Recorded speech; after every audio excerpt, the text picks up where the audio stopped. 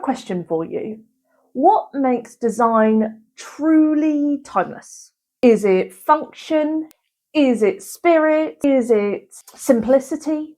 Or is it the ability to capture the spirit of an entire generation? For more than 80 years now, one company has done just that. Now, they've had their fair share of controversy, they've had their fair share of design excellence, and they have produced some impeccable cars that are known the world over. From the car that put the world on wheels to the van that gave freedom in a time where change was needed, all the way to the hatchback that introduced a bit of fun for people on the roads. I'm focusing today on Volkswagen or Volkswagen design philosophy and actually how their cars shaped what we know today. So let's get into it.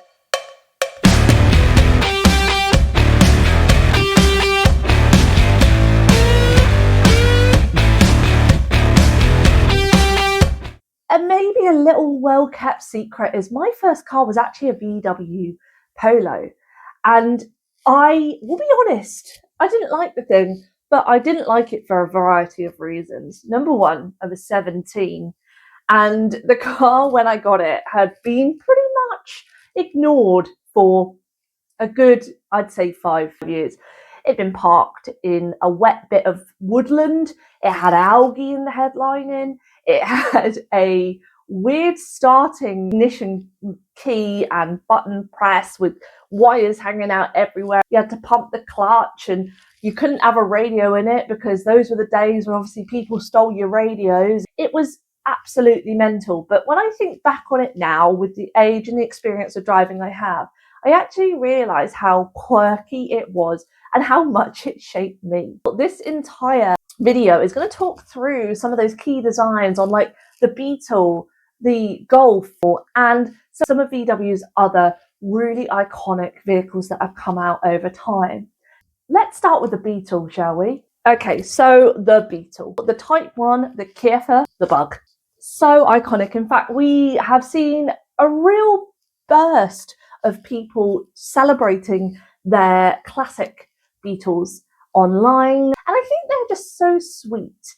Now, there's obviously a little bit of a controversial side to the Beetle, and for those of you that may not be aware, it actually came about during 1930 and it was going to be known as the People's Car.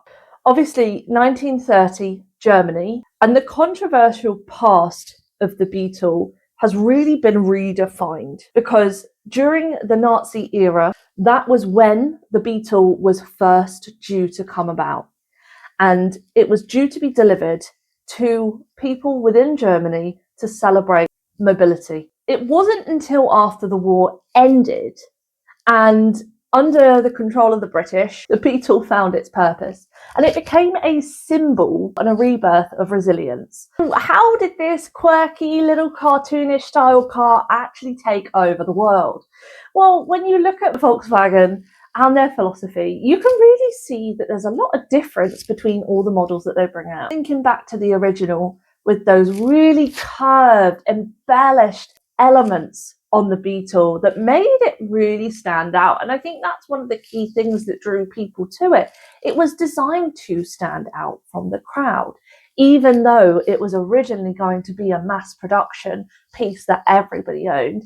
It really had its own character regardless. And that philosophy carried through across the ages, across the decades, where simplicity and function came first, but also a level of freedom. You had the rear-mounted air-cooled engine, which is pretty unconventional. It was tough, easy to fix, and it had great traction on the roads.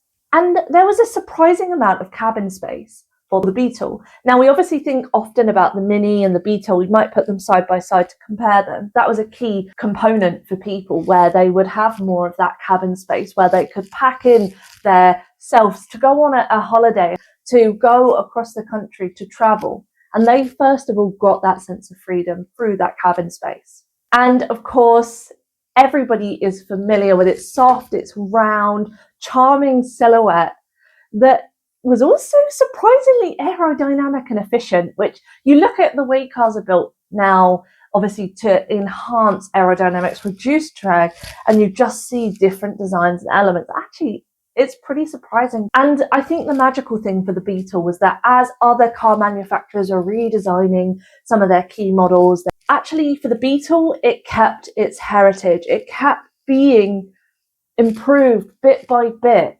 And I know it had some significant improvements, but it still built on that original character that Beetle had. It was actually in production for about 65 years. So it had tens of thousands of incremental updates and changes. And I believe it ended up with over like 78,000 changes on it, which is pretty insane. You had the split rear window, which became oval. You had the oval became a rectangle. The engine grew. The brakes were stronger. You had the suspension improved. You had the silhouette staying the same the whole time. You had changes in technology, changes in safety. Now you had advertisements as well, such as Think Small, Lemon. It was honest. It was witty. It was self-aware. It was iconic. And it was something that I think people were really drawn to across the decades. And to be honest, it's one of those cars, just for me, like a Ford Mustang, where any car enthusiast knows about it. I'd actually say that the majority of the general public know the Beetle and they'd be familiar with the Beetle. It became a counterculture despite its early start in the 1930s. It became a companion for a generation to give freedom. Even after it ended production in 2003, the Beetle itself still brings that spirit, whether you see it out at car meets, on the road because someone's got the last version of it. It still holds true to its character. And that is the power of timeless design. So that was the Beetle. Let's head to the bus. Right, the bus obviously has its iterations today. When the bus started, it really gave itself its power.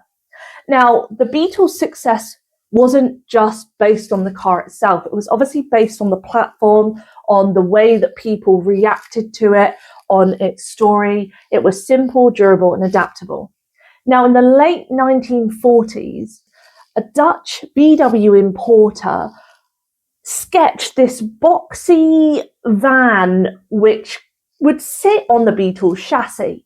The sketch became the Type 2, which was the transporter, the combi or the combi, and the microbus, which we all know and love today, and we still see people holding on to the bus's legacy. The Beetle represented that freedom, that personal mobility, but I think the bus actually represented more around possibility.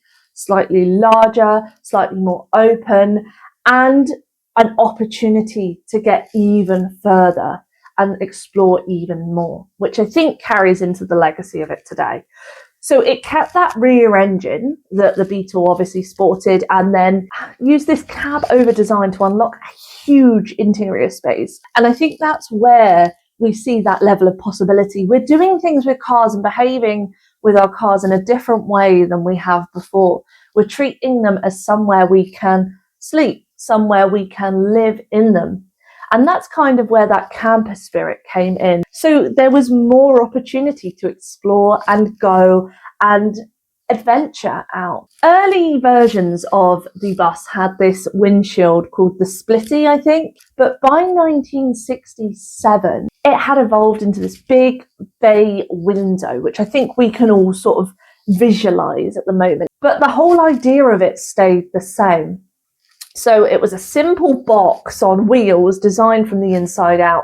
So whereas the Beetle really was something to get you from A to B, but it had a level of character to it, the bus was very much something that prioritized the interior space, giving you more options and possibilities with what you could do with your camper. And the best thing about it was that it was cheap, it was friendly, endlessly useful. It had so much opportunity in it, as we've said already. And it became the vehicle that's really synonymous with the 60s and 70s. And you think back to sort of like the peace, love culture with the movement of the spirituality within the 60s and 70s. You know, those psychedelic paints, the festivals, the surfing trips, the community. That was everything that the bus symbolizes. And obviously now it's evolved into an electrified bus.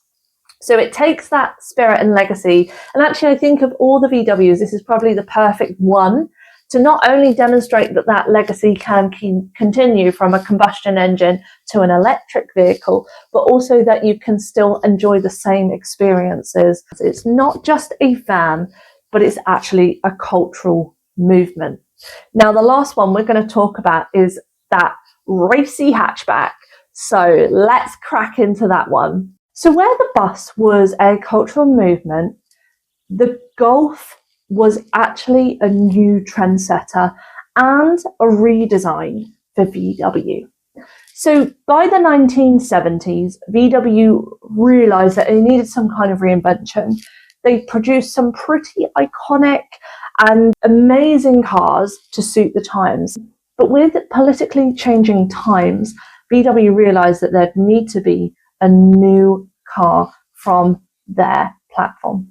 We obviously noticed that the rear engine and the air-cooled cars were becoming outdated quite fast. They suited an era, but they didn't quite suit what the 70s and 80s needed. And the world was changing. Roads had changed. The amount of people that were driving had changed. People's driving needs had changed. Their complete reset then was the Golf. And the Golf is still something that people talk about today. They love. And you could speak to many car enthusiasts and they will point out the GTI as being the most elite Golf. With a front engine then, it was front wheel drive, water cooled. It was a totally new direction for the manufacturer. So to get it right, VW actually brought in someone who was later named Car Designer of the Year, Giorgetto Giugiaro. His folded paper approach to the GTI actually meant that it had much sharper lines, which changed the design language from the curved and rounded feel that we saw on the camper, on the bus, the Beetle. And it had perfect proportions too. It had much sharp designs. There was an element of brilliance to it. VW didn't completely get rid of some of the important characteristics of the Beetle and the bus, so they kept parts of it such as the space efficiency and its functionality. But for the Golf as well, it was pretty practical to drive and fun too, which gave it a whole new element. The hatchback was much smaller, much easier to get from A to B. You just had enough space for what you needed, and it just made sense in a changing world. But the best bit about it is it didn't just save Volkswagen. It actually created the blueprint for the modern hatchback, which then became the GTI. So more power, a tighter suspension, red grille stripe, plaid seats, golf ball gear knob. It had some real mouth-watering elements that car enthusiasts latched onto. It was the real first hot hatch. It inspired manufacturers around the world, and a lot of its design elements actually feed into the hot hatch design. Majority of the time, any hot hatch you now buy will be fun to drive and have a real driving thrill. The best bit about it as well, it was a car designed for school runs, but also for blasting on the back roads. And it's just amazing to think that some people actually use it to go and do laps around the Nürburgring, but then also will go and do their food shop in it. That's how dynamic the Golf is. And I think that's where it changes. It brings in that fun element that ties in really across all three of those models. So if you look at the Beetle, the bus, the Golf, they've all got a different perspective. They've all got different angles. One's a circle, one's a box, one's a set of lines. Although they're completely different, they share the same DNA. They share the same heritage. It's honest design that meets functionality, that is designed for people based on what is happening in the times. And they're evolved.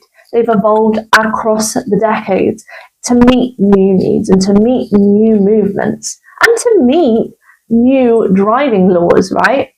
The other thing about these cars is that it's been continuous improvement and not consistent reinvention. So the Beetle put the world on wheels, the bus opened up possibilities, and the Golf redesigned what a small car could be. That's 3 eras, 3 icons, one timeless idea. Build simple, build functional, build lovable cars for everyone. Don't forget to hit that subscribe button. I'm Belinda Automotive, and I bring car content and storytelling to you in an accessible, inclusive and authentic way. So let me know your thoughts, and I'll see you next time.